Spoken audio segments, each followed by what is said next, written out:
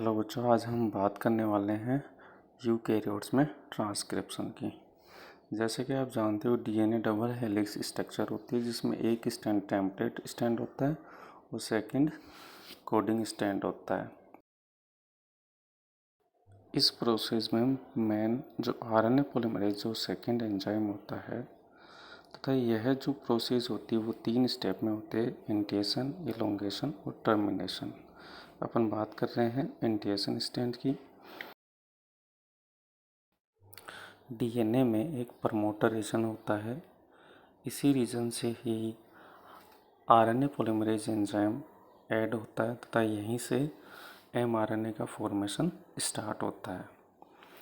ये जो RNA polymerase enzyme है ये डीएनए की जो हेलिक्स स्ट्रक्चर है इसको अनवाइंडिंग करता है, जिससे डीएनए के दोनों स्ट्रैंड एक दूसरे से अनवाइंड हो जाते हैं तथा RNA polymerase enzyme template stand के अपोजिट न्यूक्लियोटाइड्स को एक सीक्वेंस में ऐड करता है, जिससे एक नई चेन्स का फॉर्मेशन होता है। ये जो नई चेन होती है उसको अपन एमआरएनए चेन बोलते हैं। ये जो एमआरएनए जो चेन है इसको अपन एचएनआरएनए या अनमेच्योर एमआरएनए भी कहते हैं। जब एमआरएनए का इलोंगेशन होता है तब RNA polymerase enzyme termination region पे पहुंचता है, जिसके कारण टर्मिनेशन रीजन से एमआरएनए तथा आरएनए पॉलीमरेज एंजाइम दोनों डीएनए से हट जाते हैं।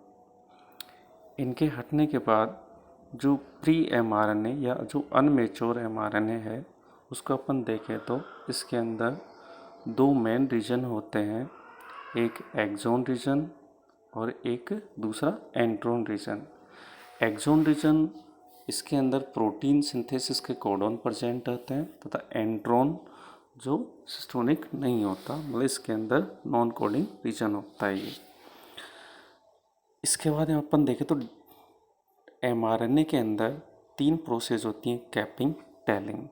कैपिंग पार्ट 5 डेज की तरफ जो कि 7 मेथिल ग्वानोसिन ऐड होता है तथा टेलिंग पार्ट 3 डेज की ओर जिसमें पॉलीएडेनिलिक एसिड ऐड होता है तथा एक स्प्लियोसोम एंजाइम्स की हेल्प से एंट्रोन पार्ट को हटा दिया जाता है तथा एक्सॉन जो पार्ट हैं वो बाइंड हो जाते हैं, जुड़ जाते हैं एक दूसरे से।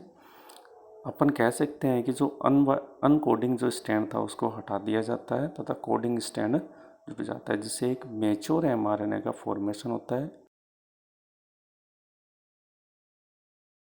जैसा कि अपन एनसीईआरटी के डायग्राम से भी समझ सकते हैं, आरएनए पॉलीमरेज एंजाइम एक अनमेच्योर एमआरएनए का फॉर्मेशन करता है जिसमें 2 पार्ट्स होते हैं, एंट्रोन एंड एक्सॉन, तथा इसमें कैपिंग और टेलिंग होती है। कैपिंग के दौरान 5 डेज के ऊपर 7 मेथिल ग्वानोसिन को ऐड किया जाता है तथा टेलिंग के दौरान पॉलीएडेनिलिक एसिड को ऐड किया जाता है तथा यहाँ पे स्प्लाइसिंग होती है, जिसके दौरान जो एंट्रोन पार्ट है, जो नॉन कोडिंग जो पार्ट है उसको हटा दिया जाता है तथा जो एक्सॉन पार्ट है वो कोडिंग पार्ट है जिसमें प्रोटीन सिंथेसिस की इंफॉर्मेशन प्रेजेंट होती है, जिससे एक मैच्योर एमआरएनए का फॉर्मेशन होता है।